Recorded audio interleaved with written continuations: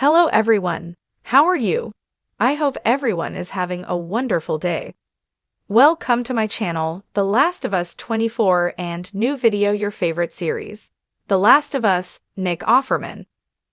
Among the drama directors vying for an Emmy this January is Peter Hoare, the helmer behind the memorable episode from The Last of Us that starred Murray Bartlett, Frank, and Nick Offerman, Bill, as two men who fall in love far from the horrors of the QZ zone. Here, the director known for his work on The Umbrella Academy, It's a Sin and The Last Kingdom looks back at his work on Long, Long Time, and how he didn't set out to make the world cry uncontrollably.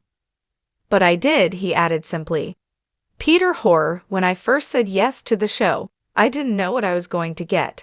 And I did think to myself, as a gaming fan, oh, I hope I can get to do one of the big set pieces and big explosions and swarming of the infected and whatever.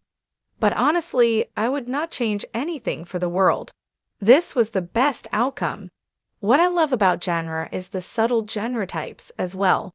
This is sci-fi, but that's not how it feels. That's not how it comes across.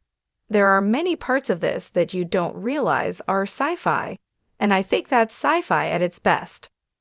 Renaissance, a film by Beyonce Review, an intimate yet extravagant exploration of Beyoncé's latest world tour. Yes, I was very familiar with the game. I had played the first game, but not the second. I then had the second game spoiled for me deliberately because I made it happen. I told my DP Even Bolter to tell me all about the game before I played it, which is stupid because I know what happens now. But I am a huge fan of the game. It was difficult and quite tough as well. Even on an easy setting, there are quite a lot of times where you get killed. But this was such a well-designed, well-written game that we all knew that it would become a series or a movie at some point. So I was thrilled to be able to be a part of it. And as I say, at one point, I would have done anything. But I'm glad I got my episode. Or did Craig want it to look different? No, not really. He didn't ever give us a direction like that. He didn't say, you have a different episode, go make it look different. In fact, if anything, he would have probably said, go and look at what we've done, and that's the show. The only thing he was really keen on was the way the camera was used. It was fundamentally a handheld camera show, which was something that I think he was really into for his previous show, Chernobyl. I think it's something that Craig responded to in its realness, its verite. But that was really the only thing he asked us to do.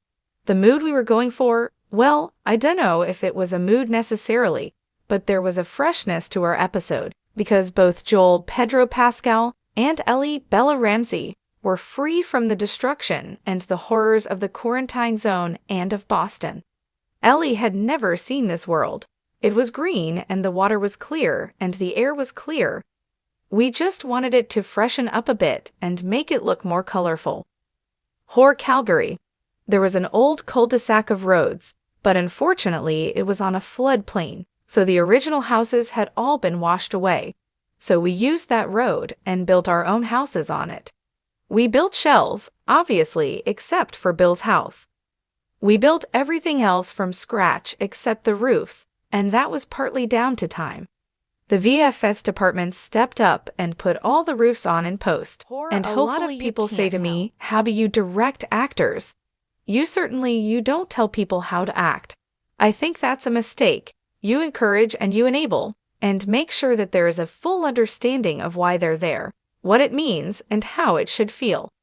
Obviously Craig is there with me, and we do this together, but we just let them go and do it.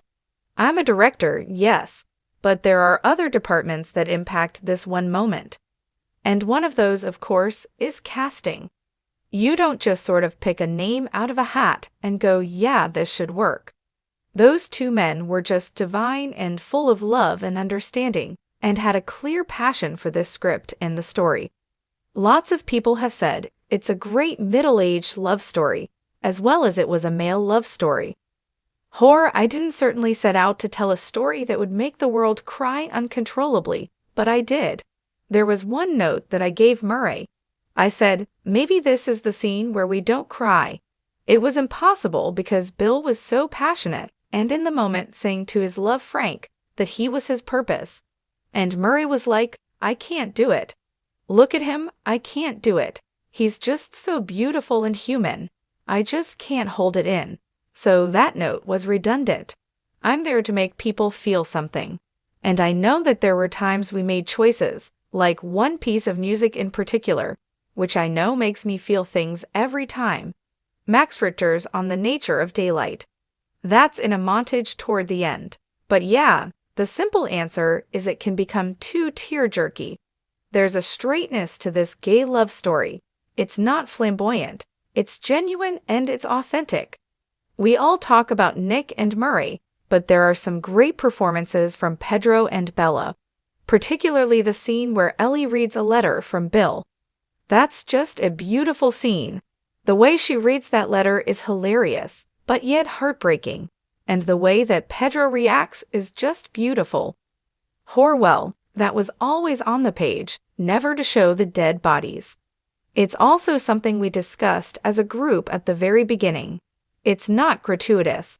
I think what E.P. Neil Druckmann would probably say is that the world of The Last of Us is a very brutal one. And in brutal world, people are gonna get hurt, and people are gonna experience horrendous trauma to their bodies and their minds. I think Craig thought we just didn't need it. It wasn't necessary.